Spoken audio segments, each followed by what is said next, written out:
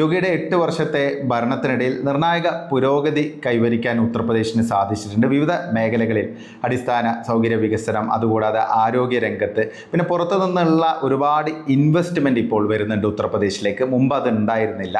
പിന്നെ ക്രമസമാധാന പരിപാലനം, അതാണ് ഏറ്റവും പ്രധാനപ്പെട്ട കാര്യം. യോഗിയുടെ ക്ലീൻ ട്രാക്ക് റെക്കോർഡ് എന്ന് പറയുന്നത് ക്രമസമാധാന പരിപാലനത്തിലുണ്ടായ മാറ്റമാണ്. പോലീസിനെ ഫ്രീ ആൻഡ് ഫെയർ ആക്കി മാറ്റി എന്നുള്ളതാണ് ഏറ്റവും പ്രധാനപ്പെട്ട കാര്യം. മുമ്പ് ഉത്തർപ്രദേശ് എന്ന് പറയുമ്പോൾ നമ്മുടെ മനസ്സിൽ ഒരു ചിത്രമുണ്ടായിരുന്നു. കാരണം ഗുണ്ടകൾ അഴിഞ്ഞാടുന്ന ഉത്തർപ്രദേശ്, സ്ത്രീകൾക്കെതിരെയുള്ള അതിക്രമങ്ങൾ നിത്യേന സംഭവിക്കുന്നു, പിന്നെ ജാതി സംഘർഷങ്ങൾ, തട്ടിക്കൊണ്ടുപോകൽ, അങ്ങനെ ഒരുപാട് പ്രശ്നങ്ങൾ ഉത്തർപ്രദേശിലുണ്ടായിരുന്നു. അതുകൊണ്ട് തന്നെ ഉത്തർപ്രദേശിലേക്ക് ഇൻവെസ്റ്റ് ചെയ്യാനൊന്നും ആരും തയ്യാറാകുമായിരുന്നില്ല. അപ്പോൾ ആ ഒരു സാഹചര്യത്തെ പെട്ടെന്ന് തന്നെ മാറ്റിയെടുക്കാൻ യോഗി സർക്കാരിന് സാധിച്ചു എന്നുള്ളതാണ്. 2017 അധികാരത്തിൽ വന്നതിന് ശേഷം തന്നെ ഈ രീതിയിൽ ഗുണ്ടകൾക്കെതിരെ കർശന നടപടി സ്വീകരിക്കാൻ അദ്ദേഹത്തിന് സാധിച്ചു. ഇന്ന് പല ഗുണ്ടകളും പണിയെടുത്ത് ജീവിക്കുകയാണ്, അല്ലെങ്കിൽ ജയിലിൽ കിടക്കുന്നു. ഇതാണ് സാഹചര്യം.